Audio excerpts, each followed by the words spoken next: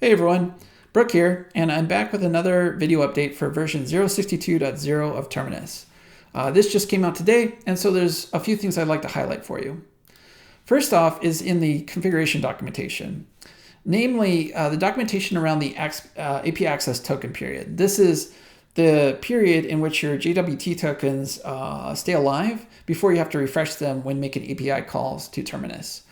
Now, the documentation here has been updated to explain all this, but I want to talk about it here through this video as well, which is that your access token period, if it is larger than your lifetime limit, because this kind of confuses some people, make sure that if this is larger than the limit, you probably want to update your limit as well, because when you go to make an API request and Terminus determines that your JWT token has expired, it's usually because it'll check to see if the lifetime limit has been hit. If not, if this is larger than the access token period, then it'll check this to determine, it'll check this variable to see if that has been hit. So make sure that if you really want larger, longer living JWT tokens, you most likely want both these to be the same number of seconds. So just be aware of that. In addition, if you don't hit your API very often, like let's say you make an API request every 30 minutes or maybe every 6 hours, but your inactivity limit is like maybe 15 minutes, 10 minutes, something of that nature, this will be checked as well. And if that is too small of a number, then it'll force you to refresh your JWT tokens as well. So ultimately what I'm saying here is if you really want your JWT tokens to live a very long time, you most likely want the same number of seconds set for your access token period, your lifetime limit, and your session inactivity limit. So FYI, in case you need that information, but you can make your tokens longer lived if you need to. In addition, in this release is also this new environment variable called the session expiration enabled environment variable. And that is set to true by default, which is the default behavior in Terminus that's been there for quite a long time now. However, in this release, you can set this to false and it will turn off all session management and JWT checking. So what that means is that if you don't want to tweak all these environment variables, you can simply just set this to false and it'll turn off all the checks entirely. This is also dangerous because if you deploy to the cloud, then it leaves you wide open to security issues. People can have long-running tokens. They won't be verified for API requests. They can log into through the browser. They won't be checked.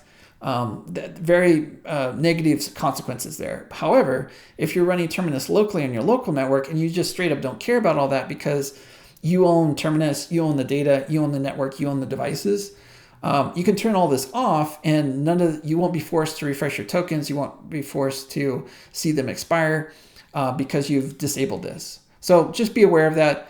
It's there for you if you need it, especially if you're running on a local network and you just don't care about all this security. However, if you're in the cloud, make sure that this is set to true, which is the default, but just make sure that you haven't turned it off. So that's new in this release and it's available for you if you need it. Moving on from there, I want to talk about devices next. And there's been a few things here that's changed, especially around the indicators for battery and Wi-Fi. But before I get to that though, you're going to need the latest version of the firmware in order to see these features, because it's really both a combination of Terminus and an upgrade of your firmware in order to see these benefits. So as long as you're running on the latest version 1.8.6 at the recording of this video, then you're good to go. So the thing to highlight here is that if your device, especially the Terminal X devices, if it's on a USB charge, like you have your USB cable connected into your Terminus device, terminal device, you'll see that it's charging if it's on USB power. If not, it'll switch back to the battery indicator that you've always seen before. In addition, also for Wi-Fi, you'll be able to see what band that you registered your terminal device to Terminus with. So in this case, for my X, I registered it on the 5 gigahertz band, but on my OG model, I registered it on the 2.4 gigahertz band. So that information is there. It's useful so you know what band that your devices are connected to, and that's all available in this release, and then also upgraded to the latest firmware version. So that's it for the devices. The last thing I want to show here related to devices is actually screens. So the way to kind of describe this is to create a virtual device. And before I do that, actually, if we look at one of the devices, the thing I want to highlight here is that the friendly ID and the API token information that's associated with the device is no longer available. That's just been removed in this release because those were legacy artifacts to being able to proxy a device to our core server and synchronize your screens down locally to Terminus.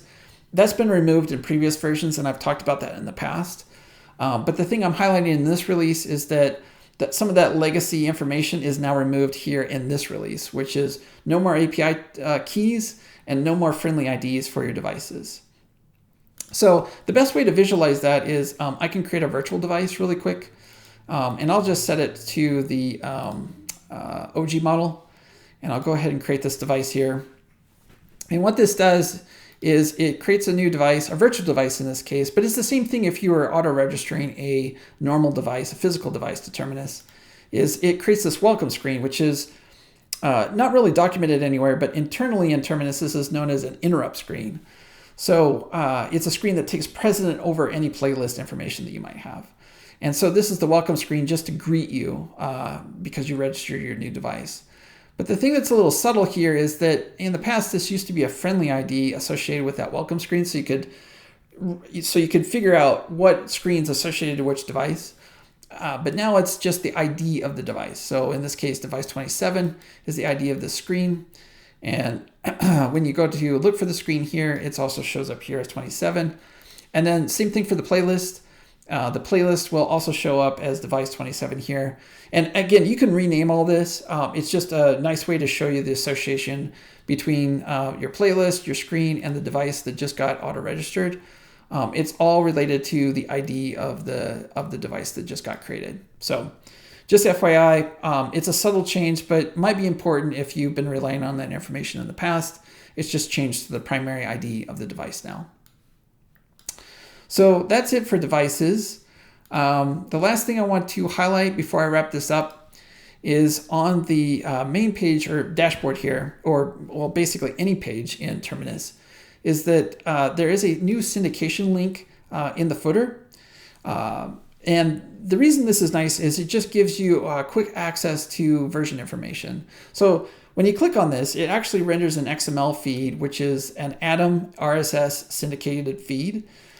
So that you can subscribe to Terminus and get all the version information. So if you don't want to listen to me talk through a video update, you want to get more of the grittier, low-level details of what's going into each release, all this stuff is available now through the syndication link that's in the footer of Terminus here. So just be aware that's there. You can add that to your feed reader like I've talked before in previous video releases. You can get all that information, add it into your feed reader, get the latest updates, and you'll be tuned into what's happening with Terminus in case these video updates are not enough. So anyway, that's it for this release. I'll see you in the next video update.